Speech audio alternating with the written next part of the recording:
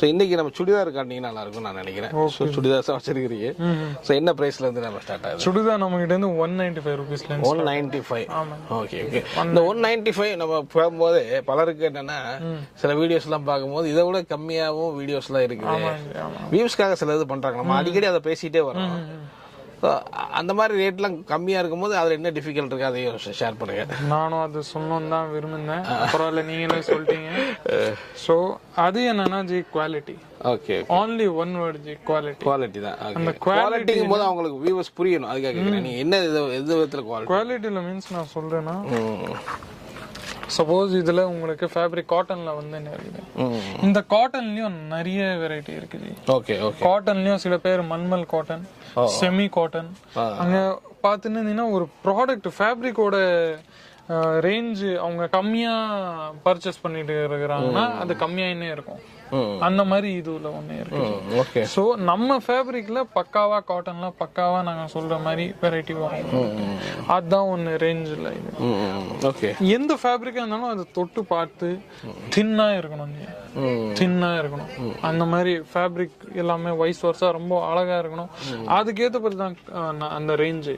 இன்னும் ஒன்னு ரேஞ்சுக்கான ஒரு முக்கியமான காரணத்தை நான் சொல்றேன். Service G. சர்வீஸ் நாங்க கொடுக்குற ஃபெசிலிட்டி அதுதான் மெயின். ரேஞ்ச் உங்களுக்கு கம்மியாவும் கூட கிடைக்கலாம், அதிகமாகவும் கிடைக்கலாம். ஆனா எங்களை மாதிரி குவாலிட்டி எங்கேயும் கிடைக்காது. அதுக்கப்புறமா நாங்க கொடுக்குற சர்வீஸும் ஃபெசிலிட்டி அது எங்கேயும் கிடைக்காது. Okay okay. எது நீங்க காமிக்கிறீங்களோ உங்களுக்கு முன்னாடி இருக்கு, ரேஞ்சும் உங்களுக்கு முன்னாடி இருக்கு, ப்ராடக்ட்டும் உங்களுக்கு முன்னாடி இருக்குது. ஸோ ஒரு இப்போ உங்க தொழில் பண்றாங்கன்னா தமிழ்நாட்டுல இருந்து பர்ச்சேஸ் பண்றாங்கன்னா ஒரு நிரந்தர நல்ல சர்வீஸ் கொடுக்குறேன். தாராளமா. ஸோ இப்போ நீங்க எக்ஸ்சேஞ்ச் பண்றதுக்காக இருக்கட்டும். ஆமா ஜி. நல்ல குவாலிட்டி, லோ பிரைஸ் அந்த மாதிரியான ஒரு இது பண்ணிட்டு இருக்கிறோம். ஏன்னா அப்பதான் அவங்க நிரந்தரமா பிசினஸ் பண்ண முடியும் கண்டினியூவா இல்லையா? இப்போ ஒரு பிசினஸ் பண்றவங்க மோட்டிவ்ல தான் வர்றாங்க.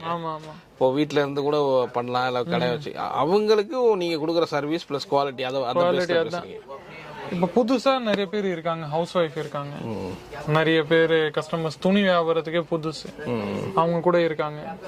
இந்த என்ன சொல்லுது டெக்ஸ்டைல் இண்டஸ்ட்ரிக்கே புதுசு அவங்க கூட நிறைய பேர் இருக்காங்க. Okay okay okay. ஆனா அதுல என்ன ஆகுதுன்னா ஜி அவங்களுக்கு எவ்வளவு மனசு இருக்கோ இல்லையோ எனக்கு தெரியாது. மறுபடியும் வரணும், மறுபடியும் நம்ம பர்ச்சேஸ் பண்ணணும்ட்டு, ஒரே கடத்துல இருந்து மறுபடியும் வாங்கணும்ட்டு.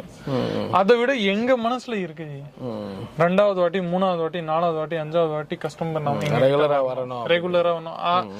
அவங்களுக்கு அவ்வளவு நாலேஜ் இல்லைன்னா கூட எங்களோட சேல்ஸ் பர்சன் கொடுப்பாங்க.